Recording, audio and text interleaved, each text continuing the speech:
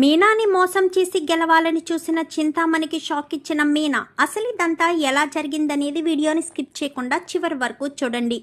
గుండె నిండా గుడిగంటలు అప్కమింగ్ ఎపిసోడ్స్లో ఏం జరగబోతుందో ముందుగా తెలుసుకోవాలి అనుకుంటే వీడియోని లైక్ చేసి ఛానల్ని సబ్స్క్రైబ్ చేసుకుని పక్కనే ఉన్న బెల్ సింబల్లో ఆల్ పై క్లిక్ చేయండి. రోహిణి నిజ స్వరూపం ప్రభావతి తెలుసుకోవాలి అని మీరు కూడా కోరుకుంటే కామెంట్లో ఎస్ అని టైప్ చేయండి.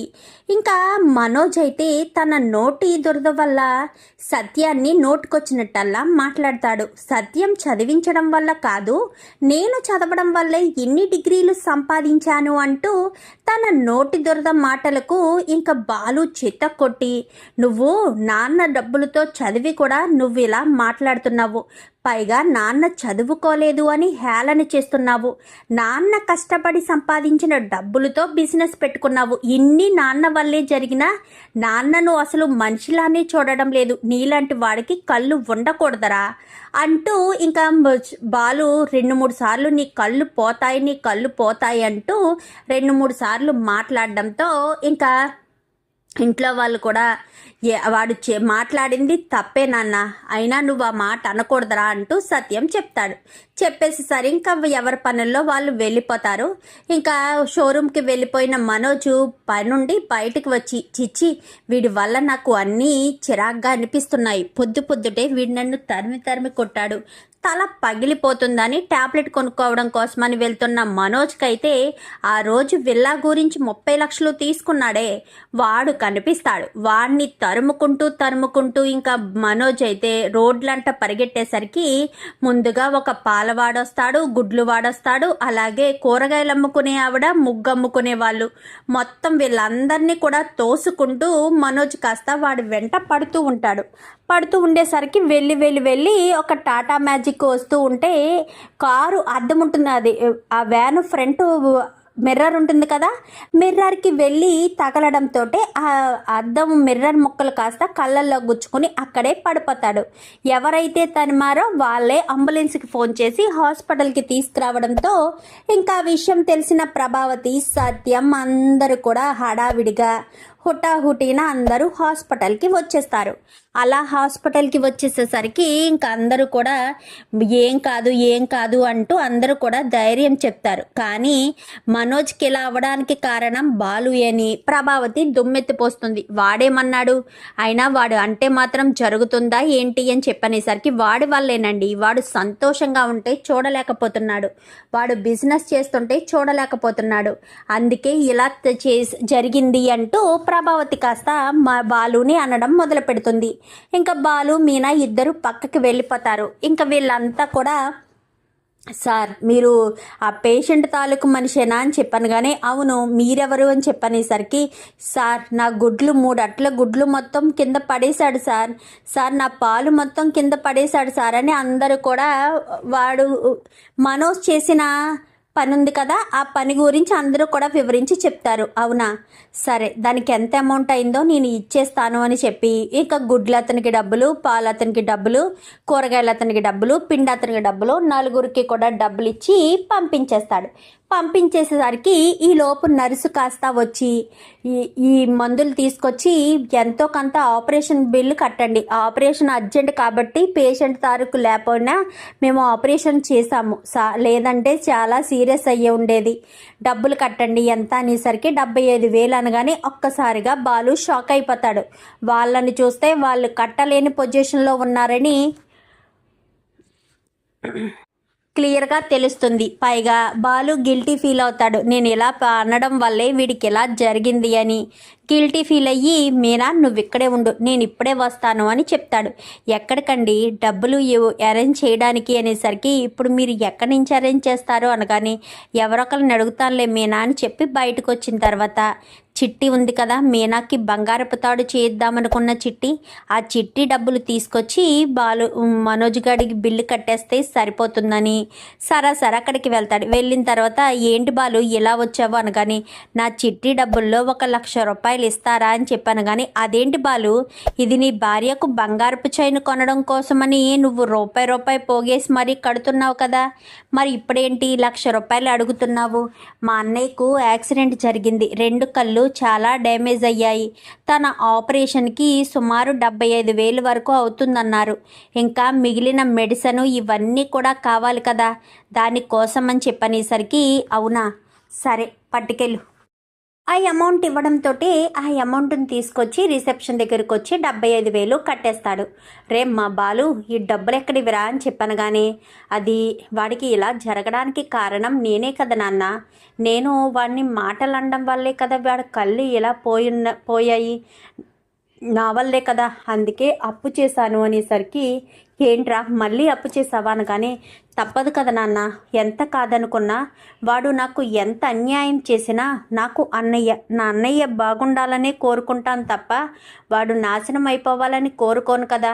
నిన్నేదో అన్నాడని ఆవేశంలో ఆ మాట అన్నాను అంతే, అంతకు మించి వాడి మీద నాకు ఏం కోపం ఉంటుంది, వాడి మీద నేను ఎందుకు కోపాన్ని పెంచుకుంటాను అంటూ ఇంకా బాలు మాట్లాడి కన్నీళ్లు పెట్టుకుంటాడు. అది రవి శృతి ఇద్దరు చూస్తారు. 1,00,000 రూపాయలు అప్పు చేసావా బాలు, నన్ను అడిగితే నేను ఇచ్చేదాన్ని కదా అంటూ శృతి అనగానే ఏం పర్వాలేదు డబ్బుడమ్మా, మా అన్నయ్య కోసమే కదా, ఏం కాదు అని చెప్పి ఇంకా డబ్బులు కట్టి ఇంకా బాలు అయితే మీనా దగ్గరికి వచ్చేసరికి ఎక్కడికి వెళ్ళారండి అనగాని డబ్బులు తీసుకొచ్చాను మీనా అనేసరికి మళ్ళీ అప్పు చేశారా, తప్పదు మీనా తప్పదు, మా అన్న అలా జరగడానికి కారణం నేను అనడం వల్లే మా అన్నయ్యకి అలా జరిగిందేమో, అందుకే నాదే తప్పు కదా, అందుకే తప్పక డబ్బులు నేనే తీసుకొచ్చాను అని చెప్పి బాలు అయితే చెప్తాడు. సరే అయితే అని చెప్పి ఇంకా మీనా అయితే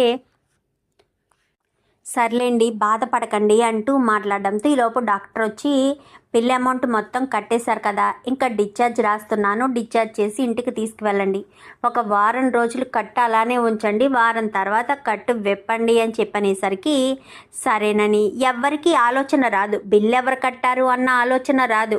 ఇటు ప్రభావతికి అటు రోహిణికి కూడా. ఇంకా మనోజ్ని ఇంటికి తీసుకొచ్చేస్తారు. అసలు ఎందుకురా నువ్వు అలా రోడ్ల మీద పరిగెట్టావు అనగాని అదేనమ్మా ఆ 30 లక్షలు వాడు దొరికాడు, అందుకే వాడు వెనకాల పరిగెట్టాను అనగానే వాడి వెనకాల పరిగెట్టి ఇప్పుడు నువ్వు మరింత హాస్పిటల్కి పాల్పడ్డావా, ఇప్పుడు వారం రోజులు బెడ్ మీద ఉండాల్సిన పరిస్థితి వస్తుంది.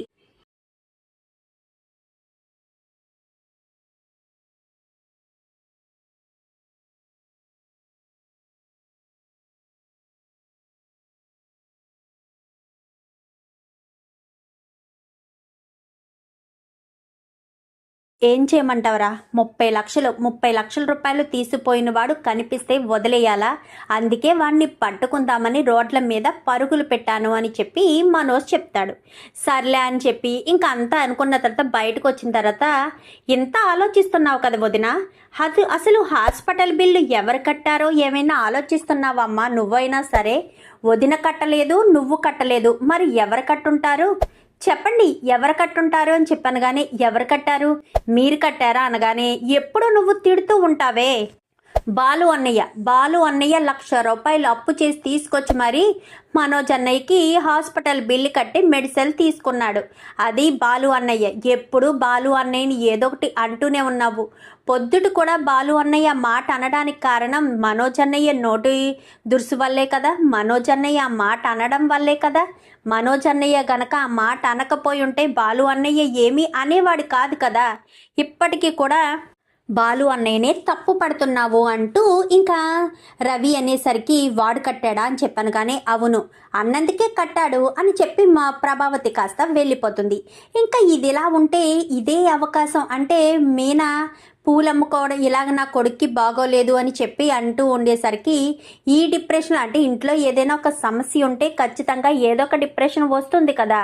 సో ఈ డిప్రెషన్లో మీనా సరిగ్గా పట్టించుకోదు అన్న ఉద్దేశంతో ఇంకా ఒక ఆర్డర్ ఉందని ఒక కళ్యాణ మండపం అతనైతే ఫోన్ చేస్తాడు. కళ్యాణ మండపం అతను ఫోన్ చేసేసరికి మీనా అక్కడికి వెళ్తుంది. అక్కడికి వెళ్ళి అతనితో మాట్లాడడంతో అతను ఒక అగ్రిమెంట్ మీద సంతకం పెట్టాలి మేడం అని చెప్తాడు. అగ్రిమెంట్ మీద సంతకమా, ఎందుకు సార్ అని చెప్పనేసరికి, ఎందుకంటే డబ్బులు తీస్తుంటే మేము ఖచ్చితంగా అగ్రిమెంట్ మీద సంతకం చేయించుకుంటాము. రేపన్న రోజున డెకరేషన్ చేయకపోతే అనగానే, లేదు సార్ మేము అన్నామంటే ఖచ్చితంగా చేస్తాను అనేసరికి, మాకంటూ ఒక నమ్మకం ఉండాలి కదమ్మా అని చెప్పి ఒక అగ్రిమెంట్ ఫామ్ని అయితే ఇస్తారు. ఆ అగ్రిమెంట్ ఫామ్ మీద 20,000 డబ్బు కట్టినట్టుగా, అంటే అడ్వాన్స్ ఇచ్చినట్టుగా 20,000 అని రాస్తారు. అదేంటి సార్ బొత్తిగా 20,000 ఇస్తున్నారు, 2 లక్షల రూపాయలు పోలాడర్కి 20,000 ఇస్తే ఏమాత్రం సరిపోతాయి సార్ అనగాని, లేదమ్మా మేము తక్కువే ఇస్తాము, అందులో 10% మాత్రం ఇస్తాము, మిగిలిన 90% వర్క్ కంప్లీట్ అయిన తర్వాత ఇస్తాము అని చెప్పనేసరికి, సర్లే ఏదో రకంగా ఎవరో ఒకరి దగ్గర తీసుకుందాంలే అని మీనా కాస్త 20,000 తీసుకుని అగ్రిమెంట్ మీద సంతకం పెట్టేసి బయటికి వచ్చేస్తుంది. ఇంకా వాళ్ళ అక్క వాళ్ళ దగ్గరికి వెళ్ళి, వాక్క రేపు డెకరేషన్ ఉంది, డెకరేషన్ దగ్గరికి వచ్చేసేయండి అని చెప్పి ఇంకా సుమతి దగ్గరికి వెళ్ళి, సుమతి రేపు డెకరేషన్ ఉందమ్మా, ఏమన్నా అవసరం అయితే ఫోన్ చేస్తానని కానీ, సరే అక్క అవసరం అనుకుంటే ఫోన్ చెయ్యి, మీ బావ పాపం ట్రిప్పుల మీద తిరుగుతున్నాడు, ఎందుకంటే మనోజ్కి ఇలా అయ్యింది కదా అని చెప్పనేసరికి, విన్నానక్క బావ చెప్పారు అని చెప్పనేసరికి, సరే అయితేని అని చెప్పి ఇంకా బాలు అయితే మీనా అయితే వచ్చేస్తుంది. వచ్చేసి ఆ మరుసటి రోజు ఉదయాన్నే డెకరేషన్స్ అవి ఇవి ఉన్నాయి కదా, డెకరేషన్ కోసమని బాలుకి చెప్పి అక్కడి నుంచి వెళ్తుంది మీనా. వెళ్ళిన తర్వాత మీనా నేను రానా అనగాని, వద్దులేండి మీరు ట్రిప్కి వెళ్ళండి, అక్క వాళ్ళతో సుమతితో నేను చూసుకుంటాను అని చెప్పి ఇంకా కళ్యాణ మండపం దగ్గరికి వెళ్ళి ఆ వాళ్ళని తీసుకువెళ్ళి మొత్తం అంతా కూడా డెకరేట్ చేస్తారు. మొత్తం అంతా కూడా డెకరేషన్ అంతా కూడా జరిగిపోతుంది. కరెక్ట్గా అతన్ని అడ్వాన్స్ డబ్బులు అడుగుదాము అనుకున్న సమయంలో అతను ఫంక్షన్ హడావిడిలో ఉంటాడు. సర్లే తర్వాత అడుగుదాములే మీనా, ఫంక్షన్ హడావిడిలో ఉన్నాడు కదా, రేపు వచ్చి నువ్వు అడిగి తీసుకుని అమౌంట్ నాకు ఇవ్వదు మీనా అని చెప్పాను. కానీ సరే అక్క అని వాళ్ళు వెళ్ళిపోతారు. మీనా రోజు ఇంటికి వచ్చేస్తుంది. ఇంటికి వచ్చి ఇంటి దగ్గర పనులన్నీ హడావిడిగా చేసుకుని మరుసటి రోజు ఉదయాన్నే మీనా అక్కడికి వెళ్తుంది. వెళ్ళేసరికి ఇంకా, సార్ మిగిలిన అమౌంట్ అనగాని, ఏం అమౌంట్ అమ్మా అని చెప్పాను. కానీ అదే సార్ 2 లక్షల పోల్ ఆర్డర్కి 20,000 మాత్రమే ఇచ్చారు కదా, మిగిలిన 1,80,000 ఇస్తే నేను ఇవ్వాల్సినవన్నీ ఇచ్చుకుంటాను సార్ అని చెప్పి మీనా అంటుంది. ఎందుకంటే వీళ్ళు ఇచ్చిన 20,000కి ఫ్లవర్స్ రావు కాబట్టి మీనా ఏం చేస్తుందంటే వేరే ఫైనాన్సియర్ దగ్గర ఒక 50,000 రూపాయలు అప్పు తీసుకుంటుంది, ఒక 2 రోజుల్లో ఇచ్చేస్తానని. సో అందుకని ఇవన్నీ ఇవ్వాలని అడిగేసరికి, ఏం మాట్లాడుతున్నావమ్మా, మిగిలిన 1,80,000 ఏంటి, 1,80,000 ఇవ్వడం ఏంటి, ఆ రోజే 2 లక్షల రూపాయలు నీకు ఇచ్చినట్టుగా అగ్రిమెంట్ కాగితం మీద కూడా సంతకం పెట్టావు కదా అని చెప్తాడు. చెప్పేసరికి ఒక్కసారిగా షాక్ అయిపోతుంది. లేదు సార్ మీరు ఆ రోజు నాకు 20,000 ఇచ్చారని, కానీ చూడమ్మా నువ్వే చూసుకో ఈ అగ్రిమెంట్ కాగితం అని 2 లక్షల రూపాయల అగ్రిమెంట్ కాగితాన్ని చూపించడంతో ఒక్కసారిగా మీనా షాక్ అయిపోతుంది. ఇది అయిపోయింది కదమ్మా, ఇంకా మాకు అవసరం లేదు, నీ దగ్గరే ఉంచుకొని అతను అక్కడి నుంచి వెళ్ళిపోయి చింతామణికి ఫోన్ చేస్తాడు. ఎందుకంటే ఇదంతా కూడా చింతామణి ప్లానే కాబట్టి, చింతామణి ప్లాన్ చేసిన ప్లాన్ ప్రకారమే ఇదంతా జరిగింది కాబట్టి. సో చింతామణికి ఫోన్ చేసేసరికి, సరే మేనేజర్ చాలా థ్యాంక్స్ అనగానే, ఓకే మేడం అని చెప్పి అక్కడి నుంచి కాస్త అతను వెళ్ళిపోతాడు. మీనా ఏడ్చుకుంటూ పుట్టింటికి వస్తుంది. అత్తవారింటికి వెళ్ళినా ఎవరు ఓదార్స్తారు తనని. పుట్టింటికి వచ్చేసరికి, ఏమైందక్క, ఏం జరిగింది, ఎందుకు ఏడుస్తున్నావు అంటూ ఇంకా శివ సుమతి ఇద్దరు అడిగేసరికి, మోసపోయాను అంటూ అగ్రిమెంట్ కాగితాన్ని కాస్త సుమతి చేతిలో పెడతారు. అదేంటక్క నువ్వు ఆ రోజు 20,000 మాత్రమే అడ్వాన్స్ ఇచ్చారు అని చెప్పావు కదా, ఇందులో 2 లక్షలు ఉందేంటి అని చెప్పాను. కానీ అదే నాకు అర్థం కావట్లేదు, ఆయన నాకు 20,000 మాత్రం ఇచ్చాడు, ఇప్పుడు 2 లక్షల రూపాయలు ఇచ్చాను అని చెప్తున్నాడు. ఏం చేయాలో నాకు అర్థం కావట్లేదు, నాకు ఏమీ దిక్కుతోచని పరిస్థితిలో నేను దానిలా తయారైనట్టు ఉంది. ఇప్పుడు ఈ విషయం మీ బావకు చెప్తే మీ బావ వెళ్ళి గొడవ పెట్టుకుంటారు, అలాగని 1,80,000 రూపాయలు కష్టార్జితం పోతుంది. పైగా నేను ఫైనాన్సియర్ దగ్గర కూడా డబ్బులు 50,000 తీసుకున్నాను, డెకరేషన్ చేసిన అక్క వాళ్ళకి కూడా డబ్బులు ఇవ్వాలి, ఎక్కడి నుంచి తేవాలి, ఏం చేయాలి, నాకేం అర్థం కావట్లేదు అని చెప్పనేసరికి, ఒకసారి పోలీస్ అతని దగ్గరికి వెళ్దాం అక్క అని చెప్పి పోలీస్ దగ్గరికి వెళ్ళి ఇంకా పోలీస్కి ఆ అగ్రిమెంట్ చూపించడంతో, అయ్యో మీనా నువ్వు చూసుకోవాల్సిందమ్మా, లేదంటే అగ్రిమెంట్ కాపీ నీ దగ్గరైనా పెట్టుకోవాల్సింది. ఇప్పుడు చూడు, వాళ్ళు నిన్ను మోసం చేశారు. ఈ అగ్రిమెంట్ కాపీతో వాళ్ళు నిన్ను మోసం చేసినట్టు క్లియర్గా తెలుస్తుంది, కానీ వాళ్ళని మనం శిక్షించడానికి ఆధారాలు లేవమ్మా, నేనేమీ చెయ్యలేను అని చెప్పి ఇంకా అతనైతే చెప్తాడు. మీనాకు పాపం ఏం చేయాలో అర్థం కాదు.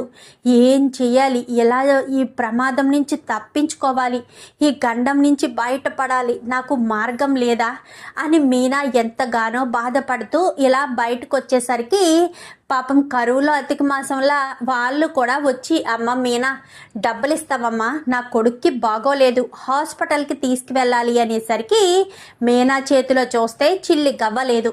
మీనా వాళ్ళకి డబ్బులు ఎలా ఇవ్వగలుగుతుంది? సో అందుకని అక్క అది అని చెప్పాను, కానీ కాదమ్మా, హాస్పిటల్కి వెళ్ళి టెస్టులు చేయించాలి నా కొడుక్కి అని చెప్పనేసరికి సరే అక్క నాతో రండి అని సారాసారి సుమతి వాళ్ళ ఇంటికి తీసుకొస్తుంది, పార్వతి వాళ్ళ ఇంటికి తీసుకొచ్చేసరికి మీరు ఇక్కడే ఉండండి అక్క అని లోపలికి వెళ్ళి, అమ్మ నాకు కొంచెం డబ్బు కావాలి అనగానే గబగబా పార్వతి తీసిచ్చేస్తుంది, సుమతి తీసుకొచ్చిస్తుంది, అలాగే శివగాడు కూడా తీసుకొచ్చిస్తాడు. ఇంకా చాలా థ్యాంక్స్ రా అని ముగ్గురు డబ్బులు తీసుకెళ్ళి, అక్క ఈ డబ్బులు తీసుకోండి, ఇంకా ఏమైనా అవసరమైతే తర్వాత ఇస్తాను, ప్రజెంట్ నా దగ్గర ఇప్పుడు ఇంతే ఉన్నాయి అనగానే పర్వాలేదమ్మా మీనా అని చెప్పి ఇంకా డబ్బులు తీసుకుని వెళ్ళిపోతారు. ఇంకా మీనా బాధపడుతూ కూర్చుని బాధపడుతూ ఉంటుంది. ఏంటక్క ఇప్పుడు ఏం చేద్దాం అనుకుంటున్నావు అని చెప్పాను, కానీ ఒక్క నిమిషం సుమతి ఆలోచిస్తున్నాను, ఎలా ఎలా ఎలా చేయాలో ఆలోచిస్తున్నాను అనేసరికి వెంటనే మీనాకు ఒక ఆలోచన వస్తుంది. సుమతి నువ్వు ఆ చింతామణికి ఫోన్ చేసి ఆ చింతామణి వాయిస్ని రికార్డ్ చెయ్యనగానే తన ఫోన్ నెంబర్ మన దగ్గర లేదు కదక్క, ఒక్క నిమిషం అని చెప్పి వేరే వాళ్ళకి ఫోన్ చేసి చింతామణి ఫోన్ నెంబర్ కాస్త తీసుకుంటారు. ఇంకా అలా తీసుకుని సుమతి ఫోన్ నుంచి చింతామణి ఫోన్కి ఫోన్ చేస్తుంది. తన పెళ్ళంటూ డెకరేషన్ కావాలంటూ చింతామణితో 4-5 మాటలు మాట్లాడి ఆ మాటల్ని రికార్డ్ చేస్తుంది సుమతి. అయితే రికార్డ్ చేసిన తర్వాత సరే పద మన ఇద్దరం ఒక చోటకి వెళ్ళాలి అని సుమతిని తీసుకుని సరాసరి శృతి దగ్గరికి వస్తుంది. శృతి ఏమైంది మీనా, ఎందుకలా డల్గా ఉన్నావు అంటే జరిగిన విషయం అంతా కూడా చెప్పేసరికి కమిషనర్ అంకుల్కి ఫోన్ చేసి వాళ్ళని అరెస్ట్ చేయిస్తాను కానీ వద్దు శృతి, మనం తెలివితో కొట్టాలి అని చెప్పాను, కానీ ఎలా మీనా అని చెప్పనేసరికి ఇందులో చింతామణి వాయిస్ ఉంది, నాకు తెలిసి ఈ చింతామణి అలాగే ఆ మేనేజరు కలిసి ఇదంతా చేశారు అని నేను అనుకుంటున్నాను. ముందు ఆ చింతామణి వాయిస్తో మేనేజర్కి ఫోన్ చెయ్యి, ఆ మేనేజరు చెప్పిన దాన్ని బట్టి అప్పుడు మాట్లాడు అనేసరికి సరే అని ఇంకా చింతామణి వాయిస్తో మేనేజర్కి ఫోన్ చేస్తారు వేరే నెంబర్ నుంచి. ఏంటి మేడం నెంబర్ మారింది అని చెప్పాను, కానీ ఆ ఫోన్ కొంచెం డెడ్ అయింది, అందుకే ఈ నెంబర్తో చేస్తున్నాను. ఆ డబ్బులు మీనాకి ఇవ్వాల్సిన అడ్వాన్స్ డబ్బులు ఉన్నాయి కదా, మిగిలిన బ్యాలెన్స్ డబ్బులు అనగానే ఉన్నాయి మేడం అని చెప్పనేసరికి ఆ డబ్బులు తీసుకుని ఒక గుడి దగ్గరికి రా, నేను అక్కడే ఉన్నాను అనగానే సరే మేడం అని గుడి దగ్గరికి కాస్త ఇతను బయలుదేరతాడు. ఇంకా మళ్ళీ చింతామణిని కూడా అక్కడికి రప్పించాలి కదా, సో చింతామణికి ఫోన్ చేసి సుమతి ఫోన్ చేసి పలానా గుడి దగ్గరికి రండి, అడ్వాన్స్ డబ్బులు ఇస్తాను అని చెప్పు అనేసరికి సరే అక్క అని చెప్పి ఫోన్ చేస్తుంది. నువ్వు నిజంగా సూపర్ మీనా, ప్రమాదం వచ్చినప్పుడు ఆపద వచ్చినప్పుడు ఒక్క క్షణం ఆలోచిస్తే మన బుర్రలోనే మంచి ఆలోచన తడుతుంది. నీకు వచ్చిన ఈ ఆలోచన వల్ల వాళ్ళు తప్పు చేశారు అని క్లియర్గా తెలిసిపోతుంది అనేసరికి అవును ఖచ్చితంగా తెలియాలి అని వెంటనే కళ్యాణ మండపం ఓనర్కి మీనా అంతా చెప్తుంది. చెప్తే కళ్యాణ మండపం ఓనర్ కొట్టి పడేస్తాడు. అందుకని కళ్యాణ మండపం ఓనర్కి ఫోన్ చేసి గుడి దగ్గరికి రమ్మని రిక్వెస్ట్ చేయడంతో అతను గుడి దగ్గరికి వస్తాడు. ఈలోపు చింతామణి వస్తుంది, మీనా వాళ్ళు దాక్కుంటారు. ఈ పక్క నుంచి మేనేజర్ వస్తాడు. వచ్చిన తర్వాత మేడం ఇదిగోండి డబ్బులు అని చెప్పాను, కానీ ఏం డబ్బులు అనగాని అదే మేడం మీనాకు ఇచ్చిన 20,000తో కాకుండా 1,80,000 మీనా కష్టార్జితం అని చెప్పి మాట్లాడేసరికి అవును అది సరే నువ్వేంటి ఇక్కడ ఉన్నావు, నేను ఇక్కడే ఉన్నానని నీకెలా తెలుసు అని చెప్పి మాట్లాడడంతో అదేంటి మేడం మీరే కదా రమ్మని నాకు ఫోన్ చేశారు, మీరు రమ్మని ఫోన్ చేస్తేనే కదా నేను ఇక్కడికి వచ్చాను అనగానే ఏం మాట్లాడుతున్నావు మేనేజర్, నేను రమ్మని నీకు ఫోన్ చేయడం ఏంటి, అసలు నేను నీకు ఫోన్ చేయలేదే అనగానే లేదు మేడం వేరే నెంబర్ నుంచి సేమ్ మీరే మాట్లాడారు మేడం, మీ వాయిస్ తోటే మాట్లాడారు మేడం అని చెప్పి మాట్లాడడంతో నా వాయిస్తో మాట్లాడారా? లేదు లేదు అనగానే నేనేం మాట్లాడించాను అని చెప్పి మీనా కాస్త ఎంట్రీ ఇస్తుంది. ఏంటి అర్థం కాలేదా? తీసుకో, నా కష్టార్జితం 1,80,000 తీసుకో అంటూ ఇంకా చేతిలో పెట్టబోయేసరికి ఓనర్ వచ్చి చెంప పగలగొడతాడు. ఏంట్రా ఏంటి పిచ్చి వేషాలు, డబ్బు కమ్ముడిపోయి ఇలాంటి పిచ్చి వేషాలు కూడా వేస్తున్నావా? ఒక ఆడపిల్ల జీవితాన్ని నాశనం చెయ్యాలని చూస్తున్నావా? అసలు నువ్వు ఏం చేయాలనుకుంటున్నావురా? ఎలాంటి మనిషివి నువ్వు? అయినా నీ గురించి నేను ఒక ఆడపిల్ల కష్టాన్ని దోచుకోవడం ఏంటి? అలాంటిది చింతామణితో చేతులు కలిపా. ఏంటి చింతామణి, ఇలాంటి ఫీల్డ్లో నువ్వు ఎప్పటి నుంచో ఉంటున్నావు. నీకంటూ ఒక అమ్మాయి పోటీగా వచ్చిందని ఇలా మోసం చేయాలనుకుంటావా? 2 లక్షల రూపాయలు డెకరేషన్ చేస్తే 20,000 చేతిలో పెట్టి ఆ అమ్మాయిని మోసం చేయాలనుకుంటారా? చిచి, మీరసలు మనుషులే కాదు. నీకు పోటీగా వస్తుందనే కదా ఇలాంటి గుణపాఠం తనకి చెప్పాలనుకున్నావు. తను నీకంటే తెలివైంది కాబట్టే నిన్నే నాకు దొరికేటట్టు చేసింది. మీరిద్దరూ కలిసి ఇదంతా చేశారన్న విషయం బయట పడేటట్టు చేసింది. ఆ డబ్బిటివ్వి అని చెప్పి ఇంకా డబ్బులు కాస్త తను లాక్కుని, అమ్మా మీనా, నా మేనేజర్ తరపున నేను క్షమాపణ చెప్తున్నాను. ఇదిగోనమ్మా నీకు రావాల్సిన 1,80,000 అని చెప్పి ఇంకా డబ్బులు కాస్త మీనా చేతిలో పెడతాడు. చాలా థ్యాంక్స్ సార్ అని చెప్పాను. కానీ ఇందులో నేను చేసింది ఏముందమ్మా? నువ్వే నీ తెలివితేటలతో ఈ డబ్బు నీ చేతికి వచ్చేటట్టు చేసుకున్నావు. అసలైన దొంగలు ఎవరు అన్న విషయం కూడా నువ్వే తెలుసుకున్నావు అని చెప్పనేసరికి, లేదు సార్, ఇలాంటి వాళ్ళు ఉన్నంతకాలం నేను కొంచెం తెలివిగా ఉండాలని నాకు అర్థమైంది.